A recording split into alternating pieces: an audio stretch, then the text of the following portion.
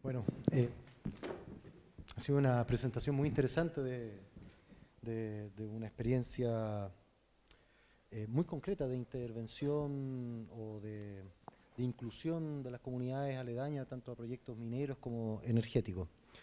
Tal vez quisiera abrir la palabra con ustedes que no han tenido la oportunidad aún de- de presentar, con, eh, con esta primera pregunta de cómo las energías pueden, o la energía renovable, pueden ayudar a la minería a crear estos cambios y a los caminos de inserción de actores clave, tanto para el desarrollo del mismo proyecto, como también para, siempre está muy mal utilizado, la oposición a los proyectos, pero más que una oposición es el help cry por la inclusión de estos proyectos. ¿Cuál ha sido su experiencia al respecto? Pero yo diría que uno de los grandes desafíos que enfrenta la minería hoy día, yo diría a nivel mundial, pero muy fuerte en América Latina, la experiencia de Perú, la experiencia de Chile son bastante similares en ese sentido, es la sustentabilidad desde el punto de vista de la comunidad. Cada vez es más común y frecuente escuchar que las comunidades, incluso las comunidades de zonas mineras históricas en el país, se oponen al desarrollo de proyectos mineros y básicamente por tres aspectos fundamentales. Yo diría que el temor por el uso del agua, de los recursos naturales, yo diría que el tema de la energía y también la falta de beneficios concretos que las comunidades perciben de los proyectos. Por mucho tiempo los proyectos, la justificación para desarrollarlo era el gran aporte al país, pero las comunidades cada vez más empiezan a sentir que, ok, que importante que se hagan aportes al país, pero ¿en qué nos beneficiamos nosotros que nos vamos a ver impactados por este tipo de proyectos? Entonces, yo diría que en ese sentido las energías renovables cumplen un rol relevante en los dos aspectos como que yo antes señalaba, en el sentido de que nos estamos haciendo cargo en forma importante de un tema relevante en Chile, que es el tema de la energía y los costos de la energía básicamente, y también con qué ganan las comunidades con el desarrollo de determinados proyectos. Entonces, el ejemplo que se veíamos recién de Volcán es un ejemplo bien concreto y que en Chile ya tenemos varias empresas mineras que ya están desarrollando proyectos en conjunto, obviamente, con empresas eléctricas, que si bien tienen un aspecto de proveer energía para los propios procesos mineros, pero al mismo tiempo también están significando aportes concretos a las comunidades cercanas. Entonces, yo creo que en vidas de la sustentabilidad ambiental, social e incluso económica, como vimos en el caso de recién, de que incluso los costos de energía hoy día son más bajos de los que se tenían antes, creo que es una tendencia que si bien ya llegó, debiera tender a fortalecerse en el futuro. Pablo, ¿tú también tienes alguna experiencia en torno de cómo efectivamente o explícitamente las energías renovables pueden ayudar al mundo minero a acercarse más a esta o alejarse más de estas oposiciones comunitarias? No, como dije en un principio, experiencia en esto no, porque nosotros somos un proyecto, no una faena. No obstante eso, el haber trabajado tanto en Argentina bastante y acá también no tanto con el tema de comunidades, lo que acabamos de ver en la presentación de lo que hizo la minera Volcán en Perú es un tema totalmente interesante, desde el momento que se trabaja mucho sobre la educación, sobre la salud, sobre el rescate del valor de la persona, sobre el rescate del valor patrimonial, con todo este trabajo que hicieron de tratar de demostrar sus raíces arqueológicas y trabajar sobre ese sentido también. Posiblemente algo que nos pasa seguramente en Argentina, pasa también acá y pasa en Perú, sería muy bueno ver eso en conjunto, trabajar en conjunto con el Estado, que esté el Estado también en eso y que no sea una cuestión solamente de las empresas con la comunidad.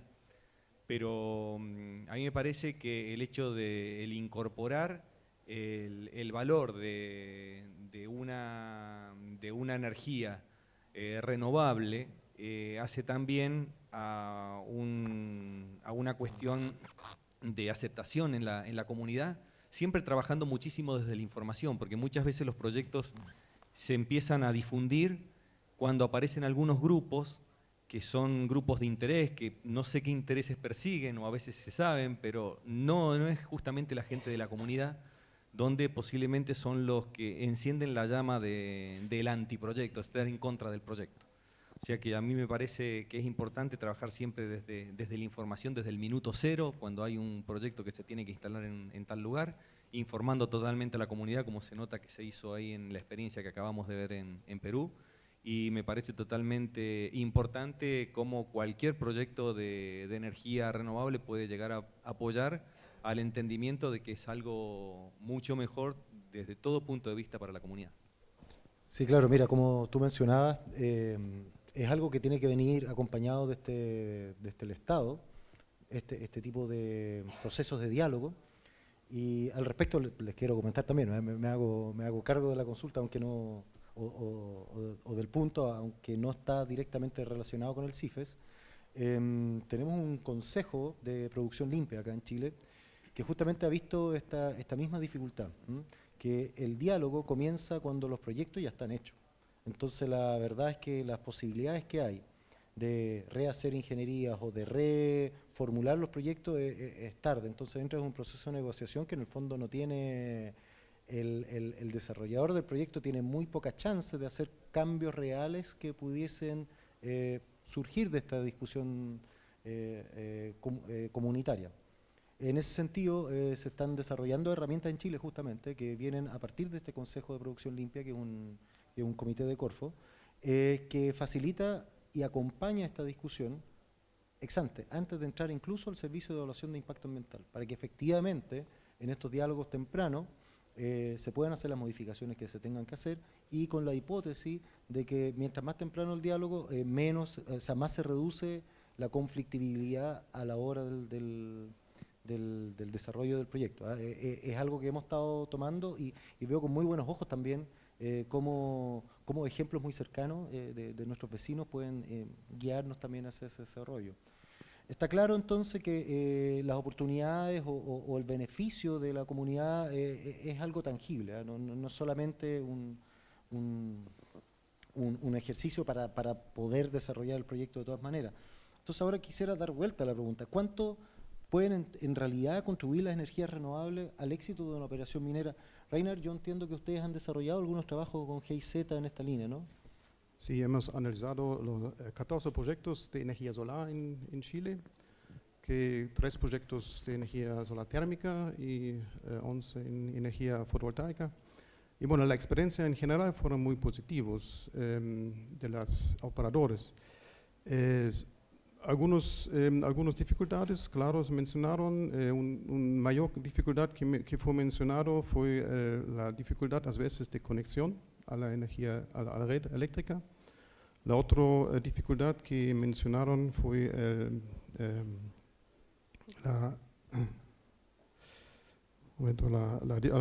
el déficit humano, que es un tema muy importante, que está relacionado también con las comunidades. Yo creo que si nosotros queremos que las comunidades estén de acuerdo con las operaciones que estamos haciendo, justamente instalando grandes áreas de fotovoltaicos en el desierto, hay que dar un beneficio, y el mejor beneficio creo que para una comunidad es de envolver a la gente en la operación, dar puestos de trabajo, y en este sentido estamos con una iniciativa en este momento en Antofagasta, con la Universidad de Antofagasta y con el Centro de Tecnología, juntamente con la plataforma Antofagasta, para hacer un centro de entrenamiento para varios niveles de la gente en la región, para envolver más las comunidades. Bueno, la tercera dificultad que he mencionado fuertemente, que los problemas del desierto, la suciedad de los paneles, limpiar los sistemas solares. Al lado de eso, el ritmo minero, que es un dificultador para cualquier operación dentro o cerca de una minera, y los estándares de seguridad que complican a veces una implementación del proyecto. Este estudio está disponible para el público, porque estamos trabajando junto con el Ministerio de Energía, y todos esos trabajos tan públicos podemos distribuir. José, tal vez tú nos quieras compartir un poquito más la experiencia concreta en torno a su proyecto. Sí, claro que sí. Tuvimos un caso concreto, creo que algo mencioné ahora en la presentación. En el año 2000 el grupo Volcan adquirió una mina que se llamó Minera Chungar. Esta mina está ubicada a 4.700 metros sobre el nivel del mar, a 4 horas y media de la ciudad de Lima. Y cuando se adquirió esta mina había tenido un accidente. Esta mina subterránea se ubica por encima de varias lagunas, por debajo de varias lagunas. Y precisamente en una excavación de unas galerías se acercaron mucho a una laguna y hubo un accidente con gente que falleció. Entonces esta mina se cerró. El grupo minero adquirió esta mina y firmó una serie de compromisos de proteger estas lagunas, de invertir mucho en seguridad y sobre todo de ver cómo la podíamos reflotar para seguir dando trabajo a la población cercana. Cuando se adquirió producía 440 toneladas de mineral por día. Luego, una vez que se adquirió esta mina, adquirimos unas pequeñas hidroeléctricas, lo mencioné, 7 hidroeléctricas que sumaban 9 megavatios, y luego desarrollamos algunos 2 proyectos adicionales. Lo cierto es que actualmente venimos suministrando cerca del 90% de la energía de esta unidad minera. Cuando la compramos consumía cerca de 9 megavatios y ahora consume 26, y ahora produce de los 440 toneladas por día, produce 5.500 toneladas por día. Es eficiente en costos, es muy eficiente en seguridad, y esto se debió principalmente a la decisión de invertir en energías renovables que inyecten a esta mina para rescatarla en su funcionamiento. Y bueno, y nos permite, por supuesto, generar todo un movimiento económico del entorno y de apoyo a las comunidades y poblaciones cercanas. En esa misma línea, y sin duda tú has mostrado varios ejemplos al respecto, pero me gustaría también conocer tu experiencia, tal vez más local acá en Chile, sobre cuáles son las oportunidades económicas, pero de largo plazo, no solamente la intervención puntual, como decía, que muchas veces se tilda esta comunicación y esta negociación como un acto que termina en cuanto el proyecto está instalado, ¿verdad? ¿Cómo podemos generar oportunidades de largo plazo en torno a estos proyectos y sobre todo para las comunidades vecinas? Bueno, en general las empresas mineras, partiendo de la gran minería, pero también cada vez más la mediana y la mediana minería en Chile, la verdad que están trabajando mucho más, de forma más consistente y permanente en el tiempo, con las comunidades buscando beneficios de largo plazo. Una de las vertientes que en los últimos años se ha desarrollado en esta línea está por un lado la promoción del uso de energía renovable a nivel de las comunidades. También ha habido, me ha tocado conocer bastantes experiencias positivas, tanto en Antofagasta y en Copiapó, a partir de empresas mineras, como promoviendo por su parte el uso de energía renovable en las faenas, pero también a nivel de las comunidades haciendo aportes relevantes en términos a lo mejor cosas muy concretas de la comunidad, del uso de los secadores de fruta y una serie de otras herramientas, pero que finalmente son aportes relevantes a la comunidad.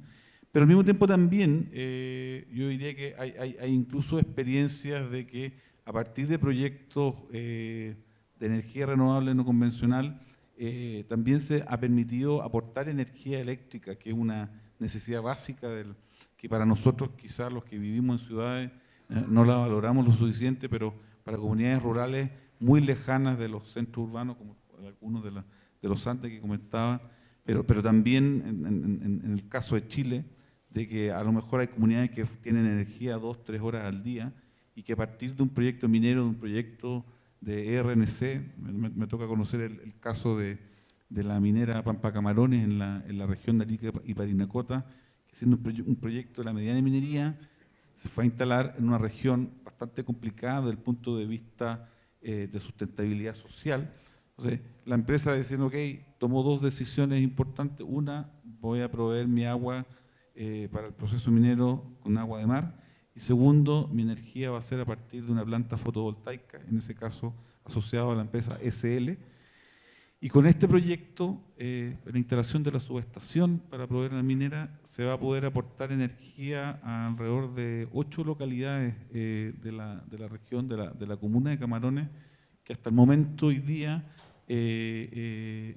tenían energía 2 o 3 veces al día con generadores básicamente a petróleo, y que a partir de ahora va a ser un cambio cuántico para estas comunidades poder contar con energía las 24 horas del día, provista a partir de su conexión al sistema, en este caso interconectado del Norte Grande, y que son aportes que finalmente el Estado siempre había querido hacer, pero no había sido posible por la inexistencia de esta subestación eléctrica, y en este caso, gracias al aporte de una empresa minera, gracias al aporte de la instalación de una planta fotovoltaica, se hace un aporte también, y al mismo tiempo las mismas comunidades, básicamente bastantes de ellas que son comunidades indígenas, también un beneficio adicional es que van a usar energía provista por una planta fotovoltaica, no necesariamente por una planta a petróleo o a carbón, que también es un tema. Entonces, yo diría que como este ejemplo, hay otras empresas incluso de la gran minería que también están desarrollando esfuerzos. Por un lado, hay ejemplos de Antofagasta Mineras con el Tesoro y con Pelambre, otros ejemplos también en CAP con San Edison en el caso de Arrayán, y en el caso de Barrick también con el Parque Eólico Punta Colorado, en que las empresas mineras están construyendo y invirtiendo y asociándose en el desarrollo de proyectos de energía renovable no convencional, que en parte es para la operación, pero en parte también para proveer al sistema, y eso ayuda obviamente al desarrollo de las comunidades. Claro, es una pregunta abierta, pero también se mencionaba como una de las posibilidades de generar estos beneficios económicos de largo plazo es la incorporación de capital humano, ¿no? ¿Qué tipo de barreras, oportunidades ven ustedes ahí? Sí, coincidiendo con lo que comentabas vos, Rodrigo, es que más vale que un proyecto de energía renovable puede llegar a aportar, a hacer sus aportes comunes a la comunidad, pero hay que tener en cuenta que hoy en día se presentan ante el Cernagiomín los planes de cierre de acuerdo a la ley que tiene Chile desde el año 2012. Entonces, en función de esto, lo que también hay que tener en cuenta es que proyectos chicos, como por ejemplo puede llegar a ser el nuestro, donde son proyectos de 8 años, hay proyectos que son de 5 años, todos estos proyectos chiquitos podrían llegar a tener en los planes de cierre la entrega de todos estos sistemas de energías renovables a las comunidades cercanas. Pero eso no lo tiene que hacer la empresa, sino que eso lo tiene que hacer justamente el Estado, que aprovecha que tiene un bien que sería justamente ese complejo energético como para hacer justamente los aportes, y eso sí entraría en lo que vos decís del largo plazo. Porque mientras se están haciendo, como pasa con muchos proyectos mineros, que se aprovecha los excedentes energéticos como para hacer aportes de energía a la comunidad, como también pasa también con el tema del agua, también esto es muy importante que no sea en el corto plazo que tiene un recurso no renovable, sino que sea para siempre en la comunidad donde se encuentra. Tal vez una observación, felicitando mucho del colega de Perú. Yo creo que es una experiencia extraordinaria, pero sin embargo es un otro business model. Aquí en Chile, en esta empresa Volcan está dedicándose de generación de energía para vender, es un business, y también la mineración, los dos. Aquí en Chile normalmente no es así. En Chile tenemos minas aisladas que si las renovables ofrecen una solución económicamente viable y seguro, confiable, la mina va a entrar en este. Va a operar ellos o va a hacer un contrato vía un performance, una ESCO, una Energy Contracting. Tenemos otras minas grandes que van a estar conectadas a la red, que van a comprar la energía térmica o energía renovable, que el renovable está más económico, van a comprar, si está confiable. Entonces, es un poco diferente que creo que en Perú. Aquí no hay tanto, claro, hay comunidades envueltas en torno, pero aquí es más el problema de generadores de energía. Los generadores tienen los problemas, no las empresas mineras. Sí, quería agregar algo, quizá no quedó muy implícito. Minera Chungar es una empresa minera que está también en una zona remota, está un poco lejos de la red nacional, por eso ha tenido que desarrollar un poco su generación también, aprovechando las características geográficas y que hay agua y los saltos hidráulicos. Y esas 10 hidroeléctricas que le abastecen únicamente a él, pero los otros proyectos que venimos desarrollando ya son para vender a la red, pero ya no bajo la empresa minera, sino bajo una empresa eléctrica del grupo. Entonces es importante diferenciar que, si bien es cierto, invierte en autogeneración, la empresa minera Chungar, pero otra empresa eléctrica del grupo sí está invirtiendo, como los proyectos que mencioné, Rucuy de 20 megavatios, y Chancay 2 que se presentó. Eso sí es para comercializar energía a la red, es decir, es importante separar los negocios cuando hay que hacerlo, ¿no? Pero de todas maneras es válido que en el país no somos los únicos que invertimos como empresa minera en hidroeléctricas. También existe el grupo Buenaventura, es un grupo importante que tiene una hidroeléctrica de 96 megavatios que inyecta su energía a la red nacional y vende parte de su energía a las operaciones del grupo minero. Es decir, es también otra experiencia que existe, y otras mineras están pensando también en invertir en renovables por varias razones principales, que es evitar problemas con los cortes de energía que no solamente los tenemos acá, allá también existen en el sentido de por lo menos hay rechazo de carga cuando hay problemas en la transmisión, y las mineras que operan las 24 horas del día no pueden parar con facilidad. Pero en el orden de rechazo de carga son las primeras que tienen que rechazar, puesto que la prioridad siempre la tiene la población. Entonces es un poco la experiencia que podría comentarles, ¿no? Sí. Bueno, bien interesante, sobre todo la diferencia de los modelos de negocio. Si bien acá en Chile los primeros proyectos de energía renovable gozaron de un corporate finance, y algunos de ellos venían incluso de sectores mineros, también siempre se apuntaba, tal como dice Reiner, a asegurar el suministro energético propio, aunque fuese a través de la red. Hoy se ve poco eso de que el sector minero haga inversión en generación, ¿ah? Al menos acá en Chile. Pero sí podría ser interesante, tal vez para su mismo modelo de negocio, estos sistemas de autogeneración que tú mencionas, sobre todo en una etapa un poco más tardía. Hemos hablado mucho sobre cómo trabajar con las comunidades cuando el proyecto va en desarrollo o en planificación. Pero, ¿cuál podría ser el camino o el aporte de la energía renovable ya en fase de tal vez rehabilitar alguna mina o derechamente ya cuando entra en fase de cierre de una mina? En esa dirección, ¿qué oportunidades podrían entregar las renovables al sector minero?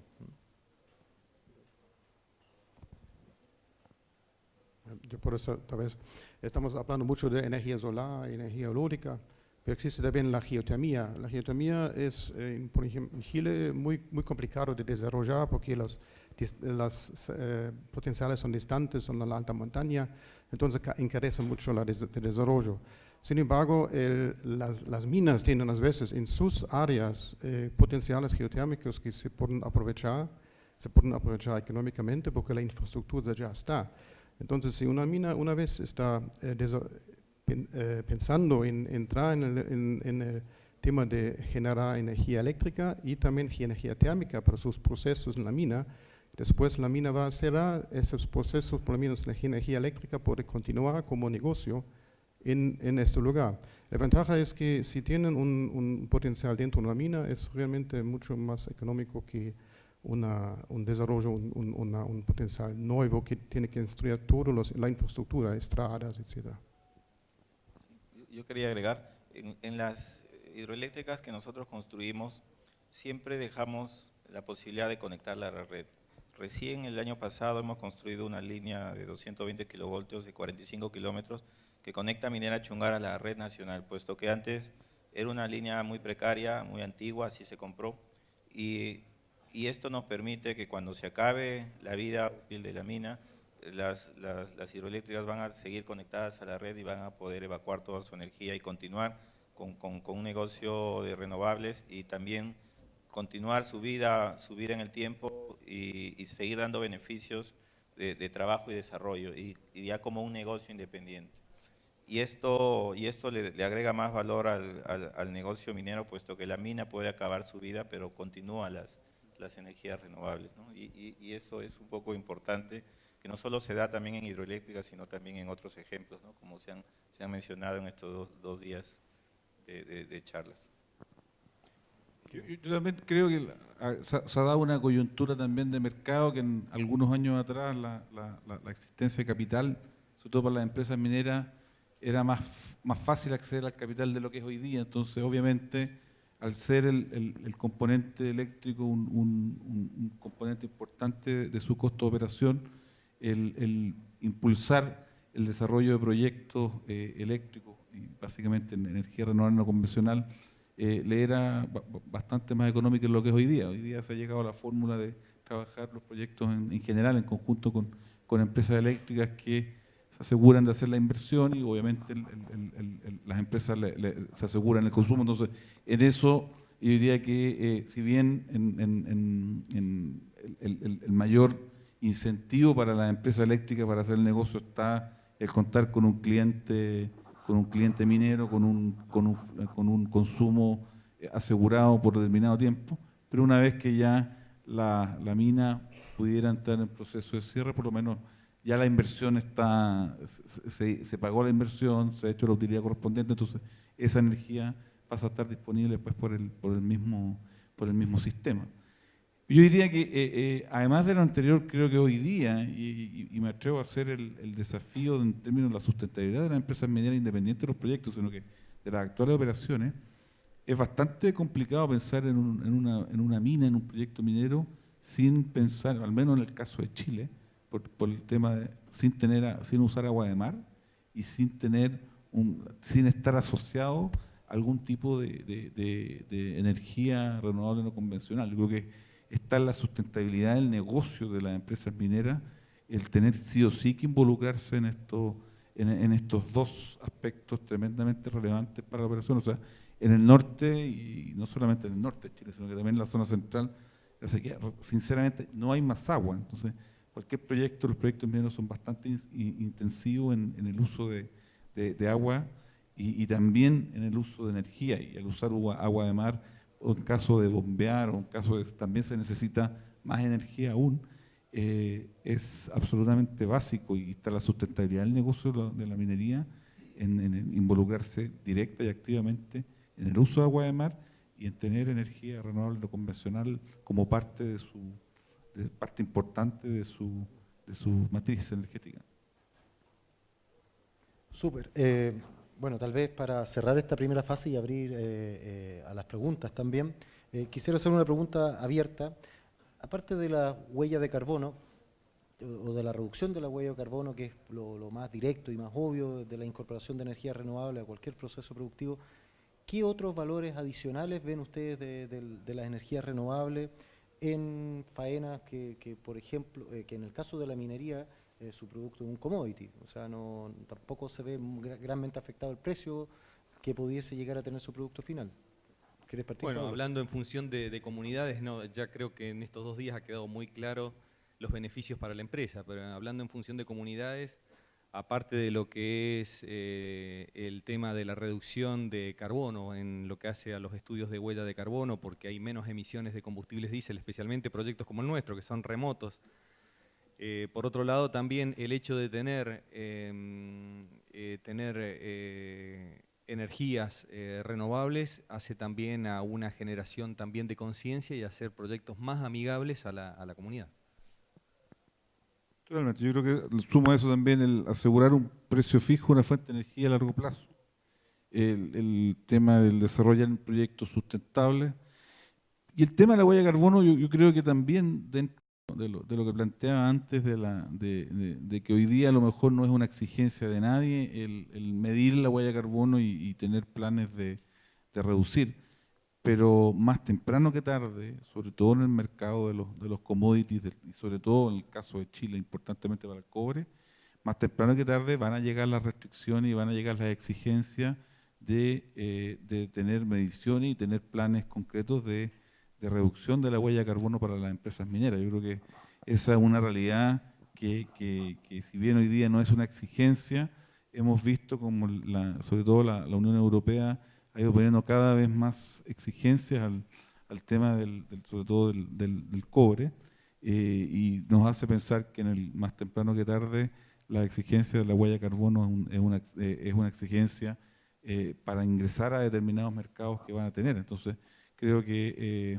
no es un tema simplemente reputacional, no es un tema simplemente de decir que buenos somos, sino que comercialmente también va a ser un tema del cual hay que hacerse cargo. Sí, yo quería agregar, coincido plenamente que además de los bonos de carbono, de reducir los gases de efecto invernadero y de compensarlo de repente con la huella de carbono de una empresa minera, el tener renovables puede permitir esto que estamos apuntando nosotros también, es aplicar a ser carbono neutro, es decir, aplicar a ser cero emisiones de gases de efecto invernadero. Si bien es cierto, ahora esto ayuda a la imagen, pero como mencionan mis colegas, esto es también parte de una estrategia comercial y de una futura exigencia legal del país, inclusive, de reducir estas emisiones que hoy en día pues no, por lo menos en Chile, en Perú veo que no lo es, pero sí en otros países sí viene siendo exigido como contribución al planeta, ¿no? Tal vez una observación, yo creo que más importante para la minera es bajar los gastos operacionales, y es un beneficio que los renovables pueden traer, pero tal vez no solo. Yo creo que hay que ver el sistema en total y optimizar la demanda y después pensar de poner la generación de energía en forma sustentable. Yo creo que todo tiene que basear a un concepto de eficiencia energética dentro de un complejo de mina. Y después se pueden ver qué fuente renovable puede ser adaptado, que es confiable, que es económicamente viable. Entonces creo que las minas pueden beneficiar mucho de estos conceptos. Bueno, voy a aprovechar también, dado que es una pregunta abierta, de dar mi opinión al respecto. Yo creo que efectivamente el desarrollo o la adquisición de energía renovable por parte de la minería es algo que cada vez se hace más evidente en sus planes de sustentabilidad. Y tal como tú lo dices, desalinización de agua y incorporación de renovables a su matriz eléctrica es una obligación dentro de cualquier plan de sustentabilidad. Dentro de la agenda de energía también está la incorporación de una ley, ¿verdad?, de eficiencia energética, sobre todo a los grandes consumidores de energía, donde sin duda está el sector minero. Eso debiese entrar en vigencia durante el próximo año.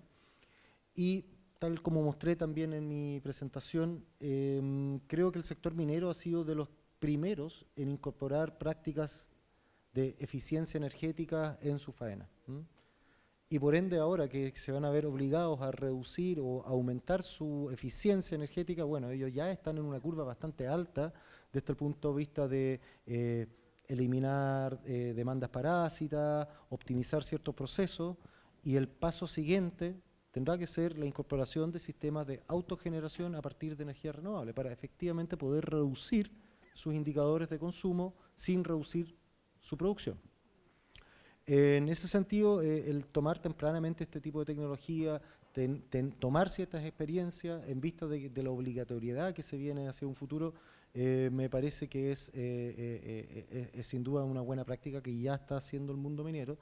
Pero yo creo que también ahí, respondiendo a esta pregunta que yo mismo formulé, ¿cuál es el beneficio adicional a la reducción de huella de carbono?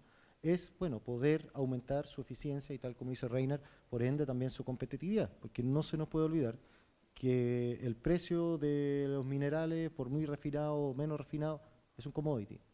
No los movemos desde la producción, los mueven desde la Bolsa de Londres y nosotros lo único que podemos hacer es reducir nuestros costos operacionales, que es reducir acero, reducir agua, reducir energía. Y en ese sentido de la reducción de energía veo que las energías renovables, en particular la energía solar y la geotermia, son los dos grandes candidatos a aportar en esa línea también. Bueno, si tenemos más tiempo para preguntas, ¿sí? Entonces vamos a abrir, si es que hay algunas preguntas desde el público, ya veo que por allá hay una.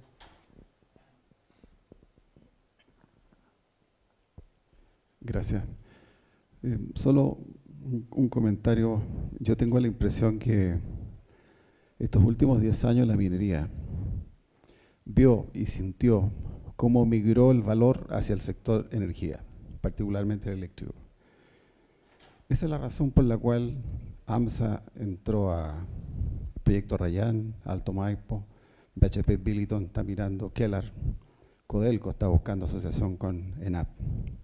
Por lo tanto, el mundo minero ya quedó claro en esa perspectiva. Tiene que ir a una relación distinta con la energía en adelante. Pero mi comentario va dirigido a la presentación que hizo don José Estela. Una pregunta muy simple y que me preocupa en el contexto de que en Chile el ministro de Energía ya ha puesto sobre la mesa el concepto de asociatividad con las comunidades. Concepto que va a ser bastante complejo, se los digo por experiencia propia, porque dirigí proyectos de energía en Perú y en Chile también. La pregunta mía va dirigida a lo siguiente: ¿cuánto, como porcentaje de la inversión, representó el gasto en los 7 tópicos que ustedes manejan con las comunidades? No me diga el monto, el porcentaje de la inversión nomás. Bien, nuestro porcentaje en base a la facturación, a los ingresos propiamente dichos, está entre un 3 y un 5%. Eso lo tomamos como referencia, puesto que nosotros tenemos convenios con estas comunidades que son de alguna manera durante plazo indefinido, y cada 5 años nos sentamos con las comunidades y revisamos posibles aportes dentro de estos 7 tópicos. No los hacemos los 7 a la vez, todo al mismo tiempo, pero sí vamos haciéndolo en base a importancia. Algunos lo hacemos durante un año y el otro año hacemos el siguiente, y si no cubrimos los 7 en los primeros 5 años, en los que sigue la renovación de los apoyos en el año 6, ahí se empiezan a tocar. Siempre le damos prioridad a la educación y a la infraestructura básica, que es lo que más necesita las comunidades, y luego empezamos ya con los otros tópicos, ¿no? Ya hemos dado un giro completo, por eso recientemente estamos haciendo el tópico de apoyo a la cultura, pero un porcentaje que no es fijo, que varía. Hay años que nosotros también vamos incrementando nuestros ingresos porque vamos ampliando inversiones, y nosotros lo vemos como un win-to-win, es decir, estos apoyos de alguna manera revierten también a la empresa. El hacer caminos, el hacer puentes, ayuda también a nuestras operaciones a gastar menos combustible, a gastar menos mantenimiento de nuestras unidades, y también el capacitar a la gente de la comunidad retribuye en la empresa, puesto que vamos a tener futuros operadores capacitados, gente fidelizada. Es decir, no habría que medir el apoyo no solamente como un porcentaje, sino también cuánto de beneficio nos trae a largo plazo, ¿no? Yo quiero agregar también en relación al concepto de asociatividad que el ministro Pacheco ha estado impulsando, que incluso va a haber un proyecto de ley pronto, esperamos, de discusión en el Congreso. En términos del negocio eléctrico es distinto al negocio minero. El negocio minero es un negocio en el cual el impacto es muy importante en términos durante la construcción, pero también durante la operación. Entonces, la sustentabilidad y la relación de la minería con las comunidades, con las comunidades cercanas, es de larguísimo plazo. En términos del negocio eléctrico, de la desventaja, que es muy intensivo en mano de obra local, etcétera, ni inversión, básicamente en los procesos de permiso y de construcción.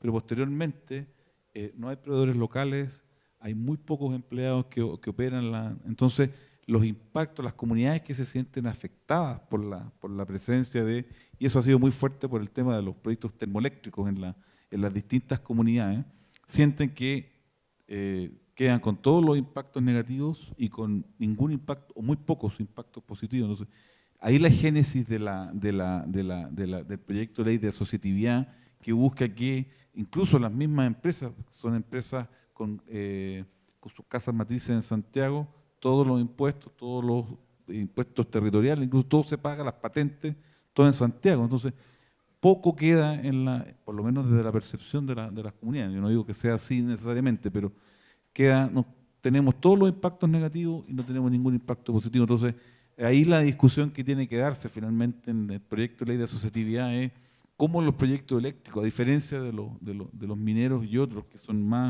que son un negocio distinto, pueden también colaborar en la sensación por parte de las comunidades de que, ok, tenemos este proyecto instalado acá, pero tenemos esta cantidad de beneficios en los siete aspectos que planteas tú u otros, dependiendo de las comunidades, pero tiene que haber una sensación, y eso yo creo que ha sido parte importante de los importantes problemas que han tenido los proyectos eléctricos en Chile, en menos, para poder desarrollarse, que las comunidades no querían los impactos negativos y no tienen la percepción futura de impactos positivos de esto. Entonces, claro, va en la línea del proyecto eléctrico, oye, la matriz energética del país es importante, estamos con problemas, tenemos las energías más caras del país, las comunidades cercanas tienen energía mucho más cara todavía que la que tenemos, teniendo las plantas instaladas ahí, pagan una energía más cara que la que pagamos en Santiago. Entonces, la verdad es que yo no gano nada con esto, no quiero más de estas cosas. Entonces, yo creo que también ahí lo que hay detrás de este proyecto de la asociatividad que habla el ministro Pacheco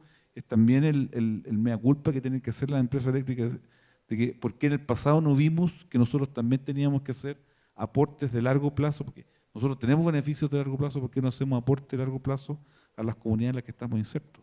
Era muy común, yo estoy ligado bastante en el tema comunitario de empresas eléctricas, muchas de las cuales la gente de las plantas jamás tenía ninguna relación con las comunidades cercanas. Y eso en una empresa minera es bastante más distinto.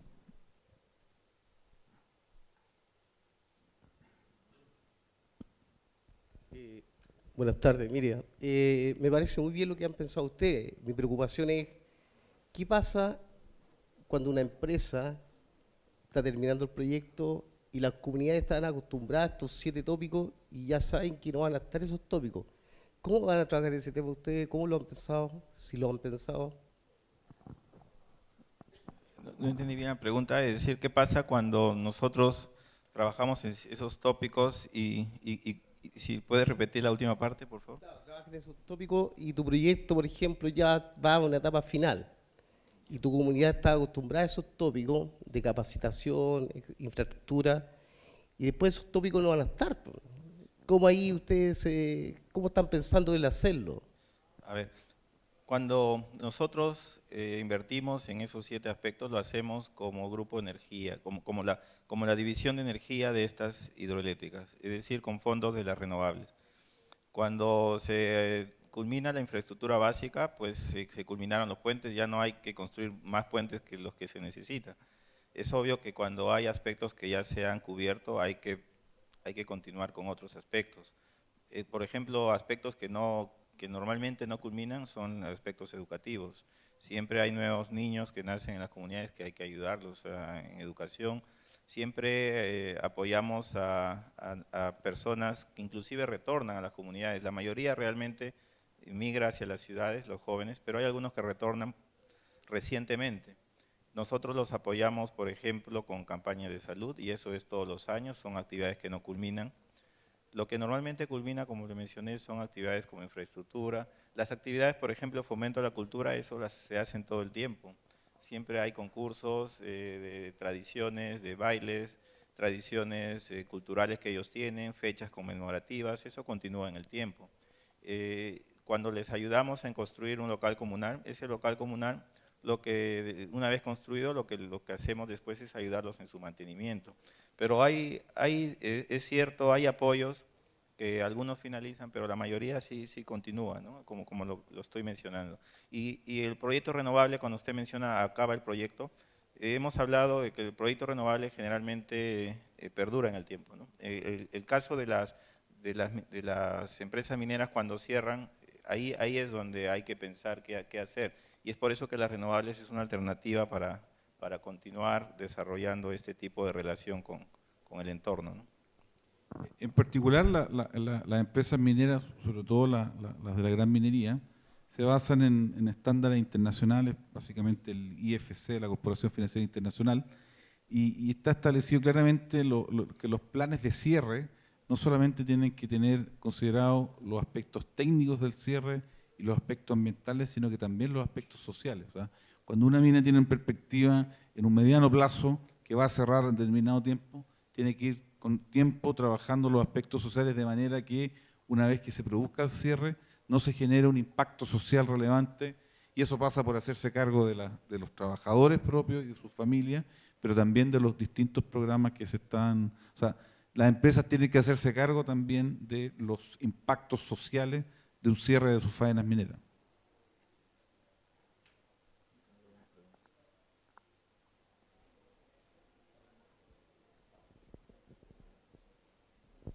Hola José, quiero hablar con José Sela. Mi pregunta es, en Perú es famoso para huelgas y acciones criminales contra los proyectos de minería, right? En su proyecto que se desarrolla con esa energía renovable y el hidro, ¿tú sufrir menos huelgas o cero? ¿O cuál fue el impacto de eso durante la construcción de la mina? Sí, gracias por la pregunta. En el país tenemos ciertamente en los últimos años una problemática social importante de oposición, principalmente a proyectos mineros en la zona norte del país, como es Cajamarca. El proyecto Conga es muy conocido, que está suspendido. Y en el sur recientemente tenemos un proyecto minero, Tía María, que hay una oposición de los agricultores porque piensan que la mano de obra que actualmente se utiliza para la agricultura se va a ir para la minería. Entonces hay una natural oposición de los agricultores y con argumentos, por ejemplo, de que se van a llevar el agua del valle o del río y la empresa minera decidió utilizar agua del mar con desalinización. Pero igual buscan siempre otro argumento, es decir, eso viene ocurriendo en minería. En el caso de la pregunta que es para nuestros proyectos de energía renovable, hemos tenido, pero poco. Recuerdo cuando construíamos la hidroeléctrica Baño 5, no del lugar, sino hay una asociación de construcción civil que existe en el país, que es un gremio donde ellos vienen y exigen que se les contrate, y nosotros entramos en un diálogo y les pedimos pues que entiendan que nuestra prioridad es el mano de obra local con las comunidades, y que hay algún espacio que quede, pues vamos a utilizar esa mano de obra, ¿no? Pero sí, este diálogo viene después que nos han parado el proyecto, algunos días, ¿no? Vienen en cantidades de varios cientos inclusive de personas en camiones que le llamamos, y nos paran la obra, y entramos a un proceso de diálogo y hemos tenido que pedir refuerzo de la policía para que protegernos, puesto que es una realidad que ocurre en estos gremios de construcción civil. Pero más allá de eso, no lo considero un tema eminentemente de las comunidades, sino un tema de grupos de interés.